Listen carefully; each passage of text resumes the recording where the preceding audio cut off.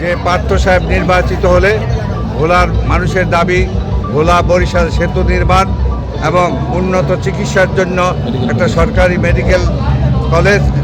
College এবং গরিব মানুষদের সন্তানদেরকে উচ্চ শিক্ষায় শিক্ষিত করতে হলে একটা বেসরকারি বিশ্ববিদ্যালয়ের প্রয়োজন এবং ঘরে ঘরে গ্যাস পৌঁছে দেওয়ার ব্যাপারে আমরা সবচেয়ে সোচ্চার এ ব্যাপারে 12 তারিখে আমরা সবাই দলবদ্ধভাবে একসাথে হয়ে আমরা গরুর মার্কায় ভোট দেব। আমরা জোট প্রার্থী বিএনপি আমাদের সাথে এবং আমরা বিএনপি সবাই মিলে আমরা আগামী নির্বাচনের কার্যক্রমকে সম্পন্ন করব।